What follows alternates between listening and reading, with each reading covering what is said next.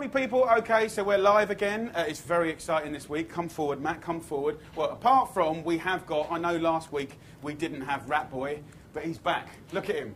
Look at him. Give him a round of applause, everyone. Come on. And we have the beautiful numero due. Beautiful Rat Boy jumper. It's great. Now, if you look behind you, Matt, look, we are in Google head office in London. Hello, Google!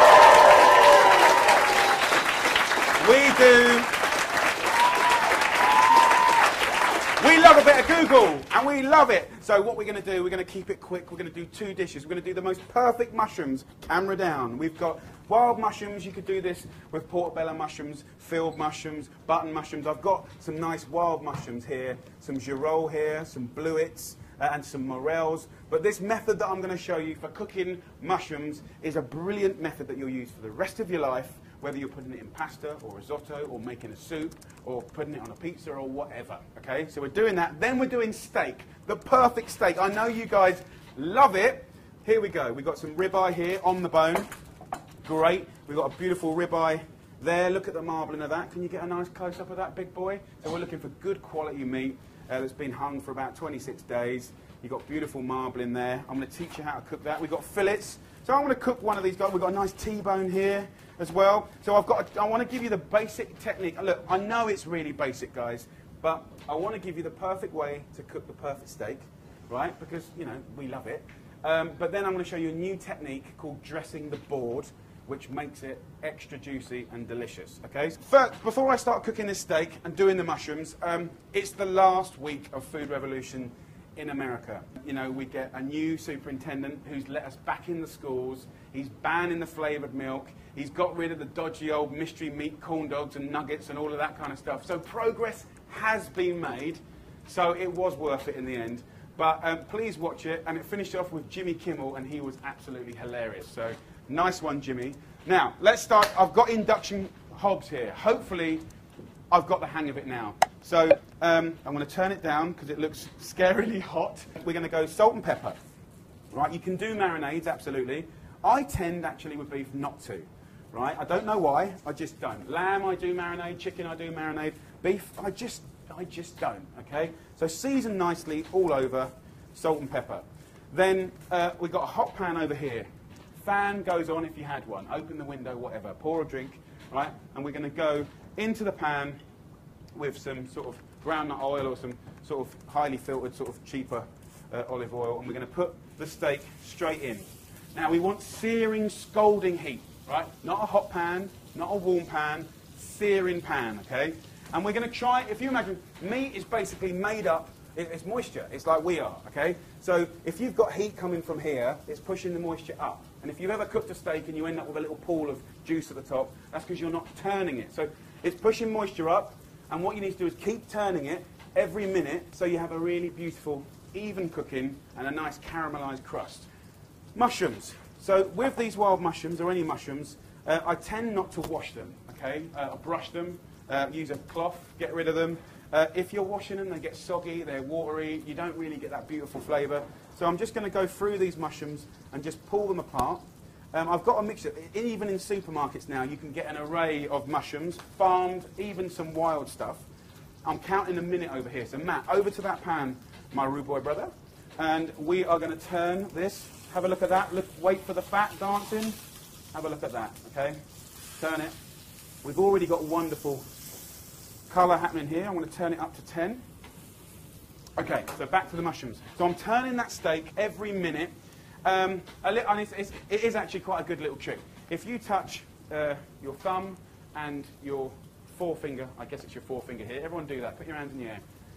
Okay, so thumb and forefinger. If you touch the chubby bit of your hand, that's basically like medium rare. Okay, this is not a pervy thing, right?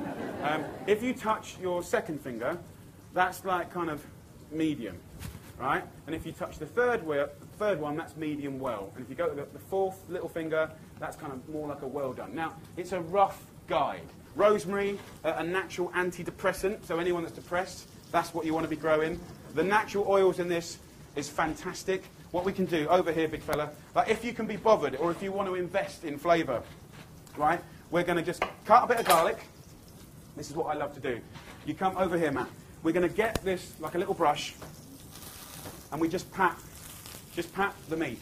It makes a difference. It really does. Get the garlic and just rub it just a few times. It makes a difference. And then every time we turn it, it's like taking care of it, you know, looking after it. The heat is pretty good now. We get the lovely rosemary, we pat it again.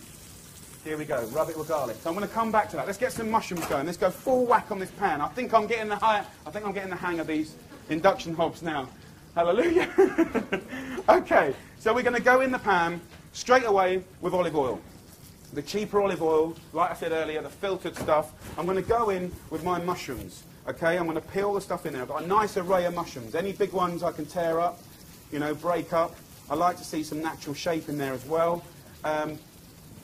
Notice there's no flavouring. It's just hot oil, hot pan, and mushrooms. So a little garlic goes in now.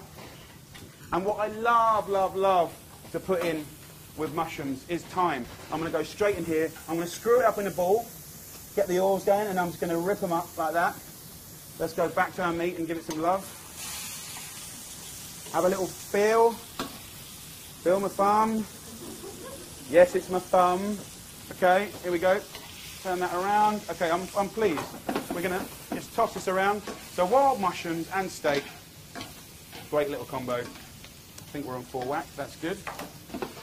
So, any more questions you want to do? We've got Facebook and Twitter going on. What have we got coming in, Liz? Yeah, we've got a few questions about Rat Boy, but more about the steak. What's better for steak, bone-in or boneless? Okay, bone-in is very, very good. I've got two bone-ins here. I've got the classic T-bone steak, which is basically a sirloin steak with a fillet attached. And then I've got the same as what I'm cooking now, the ribeye, but with the bone attached. This is the dog. Very, very quickly, before I don't want it to get wrong, I'm going to finish off this mushroom. I'm going to take off the steak here. Here we go. I'm going to put it onto a plate. I'm going to go for a little chopped parsley. At the very end, goes in, here as well, nice and fresh. And a little knob of butter. So a little knob of butter goes in.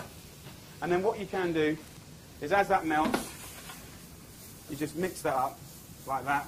You can see it puts a beautiful shine on it. Off the heat, just a couple of little squeezes of lemon juice. Make all the difference. Really, really nice.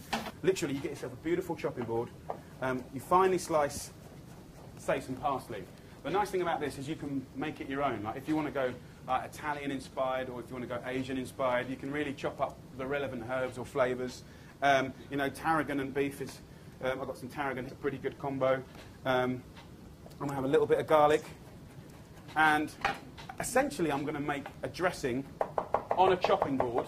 I'm going to basically drizzle lovely oil onto the board, which is why it's called dressing the board. I'm going to get that around like there. I'm going to season it again, because a lot of that seasoning's fallen off the steak. And a little lemon juice. And I can swear to you, this technique, whether you're cooking lamb chop, pork chop, steaks, will really genuinely look after you. And the other thing is a principle. It's fat, it's acid, and it's a herb or an accent. So you do your own version. You don't need my version, you need your version. So you can kind of, you know, pick and choose whatever you want, and it goes straight into it. And what you do is you kind of make a bit of a thing of moving it around like that. So it gets the flavour. You're protecting. You see how lovely and shiny it is now? That's good, that's good. That's not going to dry up. It can even sit there for a minute or two waiting. So I'm going to plate this up. Okay, so we've got our mushrooms here. We have a little taste. Always have a little taste. Might need a little more seasoning, a little more lemon juice. You don't really want to taste the lemon juice. You just want it to sort of be nice and light. Obviously, this is great with roast potatoes, French fries, a little salad. I'm slicing it up. Remember that no seasoning's got in it. So we're just going to slice this up, kind of nice and chunky. My favourite bit here, this is the eye meat. This is, if I had a choice, this is basically where it's at. But then we've seasoned the board, we've got the herbs and the oil, and then we basically get in for this, Matty boy. We're just going to carry on and just lay these beautiful slices in that beautiful sort of dressed board juice. And it will be tender, juicy, just quite a straightforward, honest, humble sort of flavour. So we're going to lay that on here, like that. And there you go. Beautiful mushrooms, and wonderful steak. And I hope that really makes a difference to your steak cooking. So there you guys. Who wants to try a little bit of this? Matt, have a look at this, mate. Google London is very, very hungry. The food revolution does not stop here. We'll be back next year, or the show will be back in some way, shape or form next year. ABC is still committed to it. I think I've done everything, haven't I? The foundation is working. The foundation, what do you want me to say about it? The charity still goes on? Well, me and the team and the charity, Food Revolution charity, is still going to be active in America, even though the TV stopped. So I think really it's all about the website now and the Facebook groups and all of that sort of stuff. Yes, Louise? Please could everyone sign the petition for the 50th millionth time? Okay, thank you very much. I want to do a massive thank you to Google.